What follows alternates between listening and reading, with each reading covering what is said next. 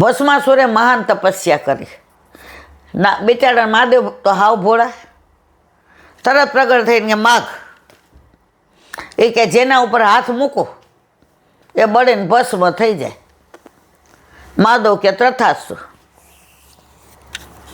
હવે આને પાર્વતીજી જોયા તો એમ થતું હતું મહાદેવ જાય તો આપણો મેળ પડે. દોડીને હાથ મૂકવા ગયા શંકર ભગવાન ઉપર કે ટ્રાય કરી જો કે તમે બળીને ભસ્મ થાવ છો. શંકર ભગવાન આગળ, આ પાછળ. રસ્તામાં કે એ શ્યામ સુંદર, એ મારા આરાધ્ય દેવ, એ નંદન નંદન, એ કૃષ્ણ, હે મુરારી, એ હરિ, બચાવો. ઠાકોરજી આવ્યા. એ કે આ હું દોડા દોડા કરસ, થયું છે તને કાંઈ વળગાડ વળગડ? મારે મારે મારે ઓલા શંકર માથે, મહાદેવ માથે કે કેમ? એ કે મને વરદાન આપ્યું છે કે જેની માથે હાથ મૂકી બળે ને બસ. અરે ગાંડા થાકી જાય, શ્વાસ ચડી ગયો છે, આમાં હું તારા માથે હાથ મૂક?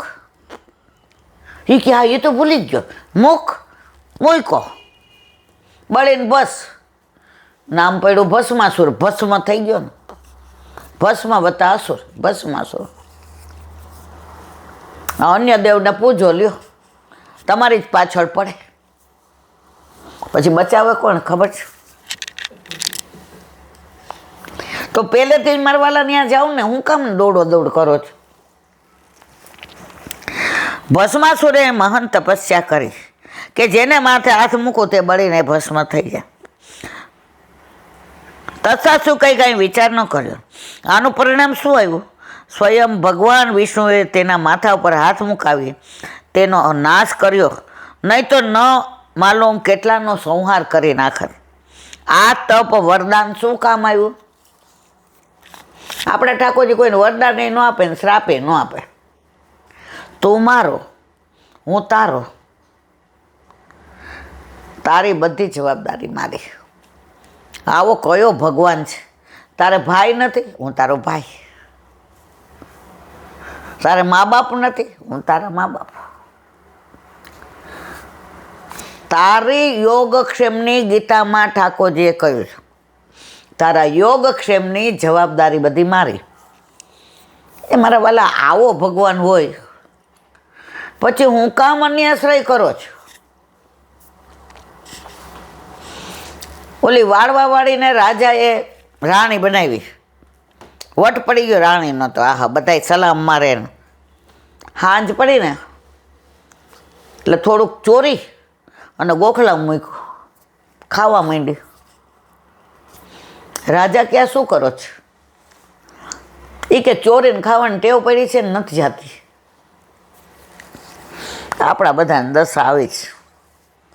હવે તા રાણી બની ગઈ પછી શું ચોરવાની જરૂર છે? તો આપણા ઘરે ઠાકોરજી બિરાજે પછી આપણે ચિંતા કરવાની જરૂર છે મારા વાલા? બોલો વલ્લભાધીશ.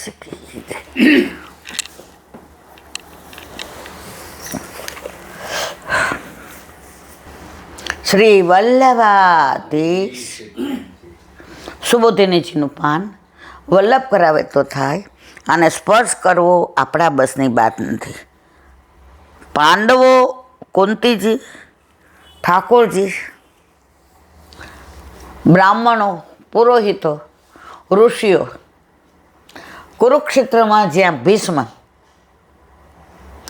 બાણસૈયા પર પોઢેલા હતા, એની પાસે બધા સંશયોનો ઉપદેશ માટે આવ્યા અને ભીષ્મ બધું સમજાવી રહ્યા છે.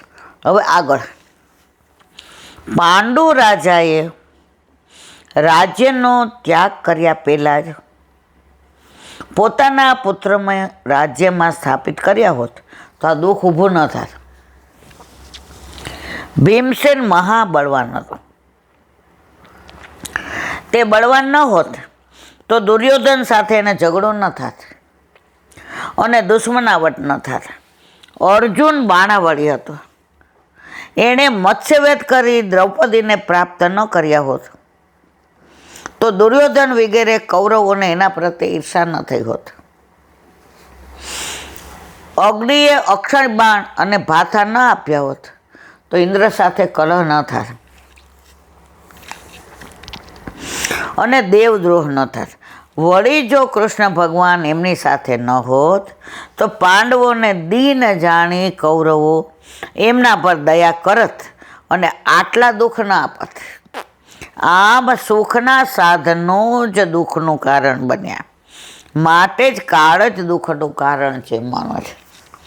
અહીં શંકા કરે છે કે આમ માનવાથી તો કાળ જ સૌથી બળવાન છે એમ સૂચિત થાય છે, પણ કાળ ભગવાનનું અતિક્રમણ કેવી રીતે કરી શકે?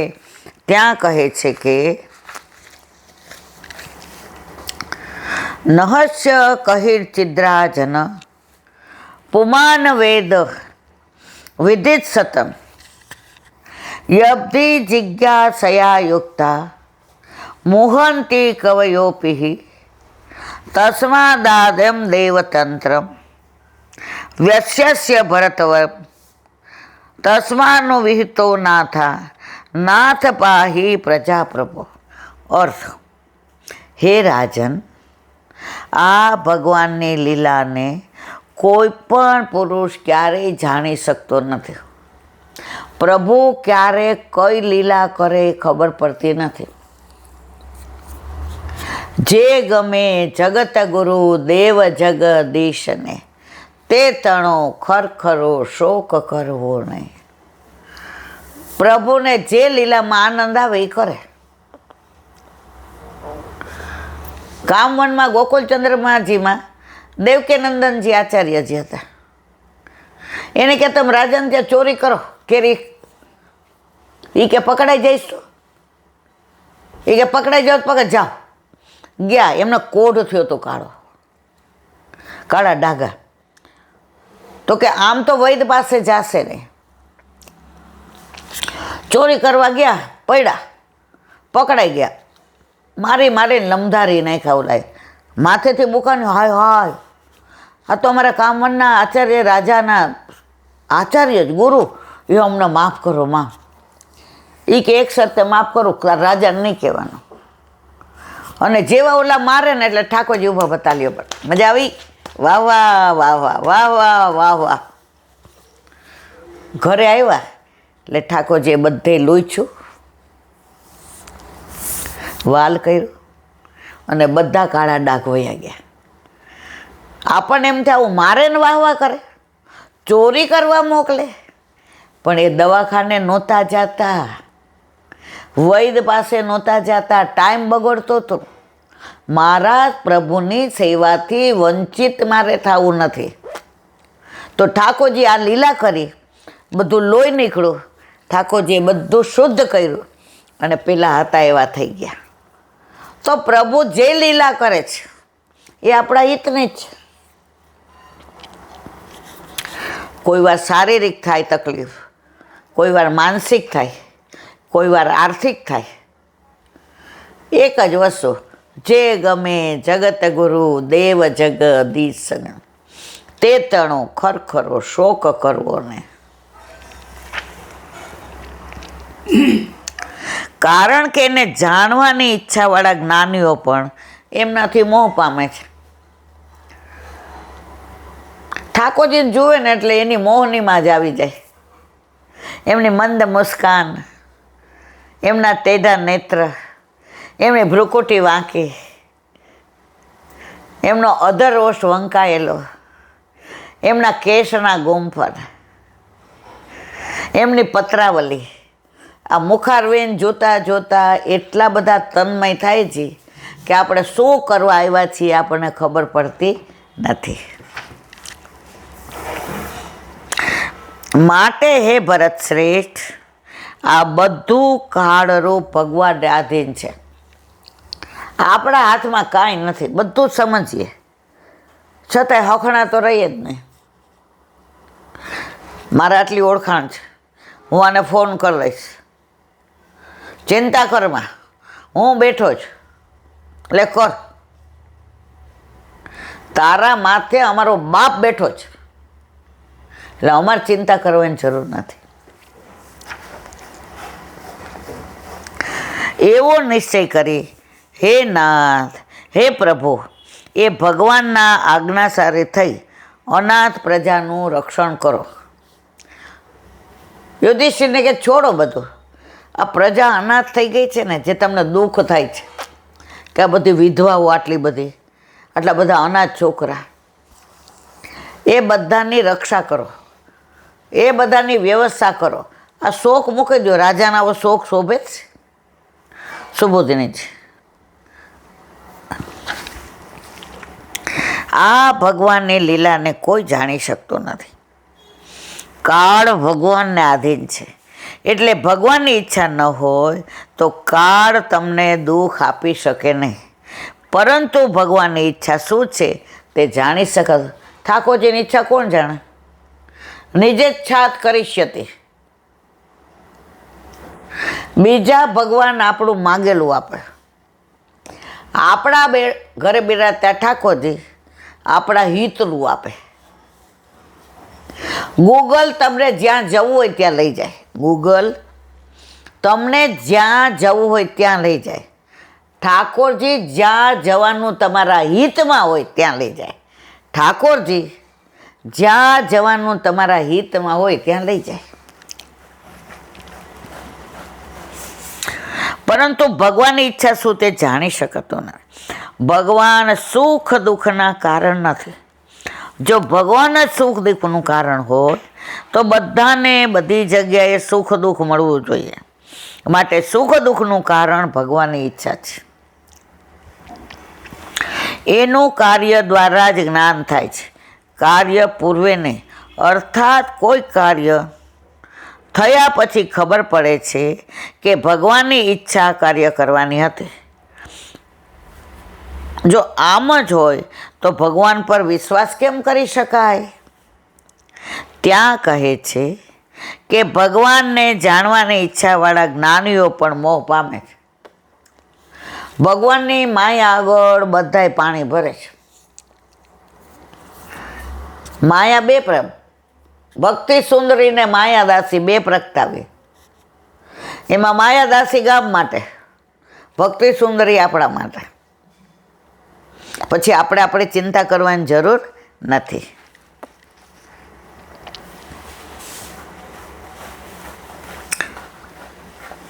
ત્યાં કહે છે ભગવાનને જાણવાની ઈચ્છા જ્ઞાનીઓ પણ મોહ પામે. પાંડવોને વૈરાગ ઉત્પન્ન થાય તે માટે ભગવાને દુઃખ આપ્યું કે સુખ આપ્યું?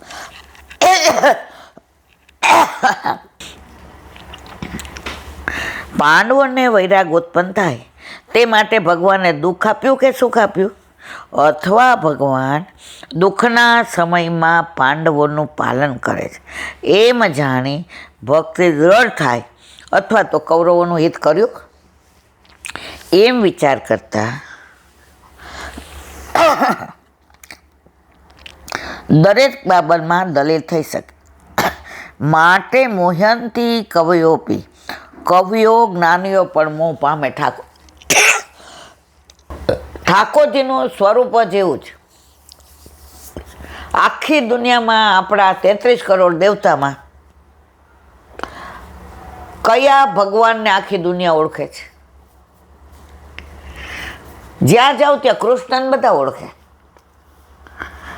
કેટલાય દેવી દેવતાના નામ આપીએ એટલે આપણે આમ જોઈએ હે, અને આપણે એમ કહીએ લોર્ડ કૃષ્ણ. ઓ લોર્ડ કૃષ્ણ, એના મોઢામાં આભા આવી જાય, પ્રકાશ આવી જાય, જુસ્સો આવી જાય. Yes, lord Krishna.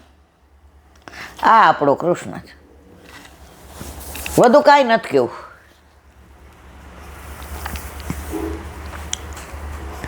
મન અને વાણીથી અગોચર ભગવાનના કાર્યમાં કોઈ દલીલ ચાલતી નથી તે બતાવવા મૂળ શ્લોકમાં અહીં મૂક્યું છે. બોલો વલ્લભા. ભાગવત અને મારા ગુરુદેવને દંડવત પ્રણામ કરું. चंद्र सरोवर पे सूरदास जी के द्वार पे मेरा दंडवत प्रणाम. सुरभि कुंड पे परमानंद दास जी के द्वार पे मेरा दंडवत प्रणाम. जमुनावता पे संकीर्तन कुंड पे कुंभन दास जी के द्वार पे मेरा दंडवत प्रणाम. सुरभि कुंड पे बिरजू कुंड पे बिरजू कुंड पे कृष्णदास जी के द्वार पे मेरा दंडवत प्रणाम। कदम खंडी पे गोविंद स्वामी के द्वार पे मेरा दंडवत प्रणाम। अप्सरा कुंड पे चित्त स्वामी के द्वार पे मेरा दंडवत प्रणाम। मानसी गंगा पे नंददास जी के द्वार पे मेरा दंडवत प्रणाम। रुद्र कुंड पे चत्रबुद्धास जी के द्वार पे मेरा दंडवत प्रणाम। વ્રજ વિલાસ વ્રજની ગોપિકાઓને મારા દંડવત પ્રણામ. હે વલ્લભ, સવારથી અત્યાર સુધી સેવા સ્મરણ સત્સંગ જે પણ તે કરાવ્યું તે તારા ચરણારવિંદમાં સમર્પણ કરું છું. ભૂલ અપરાધ થઈ હોય તો ક્ષમા કરજો. બોલો વલ્લભાધીશ કી જય. દ્રઢયેન ચરણના કેરો भरोसो દ્રઢયેન ચરણના કેરો. શ્રી વલ્લભનખ ચંદ્ર છટાબિન સબ જુગમાં જ અંધેરો ભરોસો. દ્રઢ એના ચરણના કેરો. સાધન और नहीं आकली जासु होय निवेरो. सूर का कहे द्विविध आंधरो बिना मोल को चेरो भरोसो. દ્રઢ એના ચરણના દ્રઢ એના ચરણના દ્રઢ એના ચરણના કેરો. શ્રી વલ્લભા કી જય. આજનો આ સત્સંગ મારા વલ્લભના ચરણારવિંદમાં સમર્પણ કરું છું. ભૂલ અપરાધ થઈ હોય તો ક્ષમા કરજો. મારા વલ્લભની વાણી અને ભૂલો એ મારી. બોલો વલ્લભાધીશ કી જય. બધાય વૈષ્ણવને ચાચા કરીને જય શ્રી કૃષ્ણ.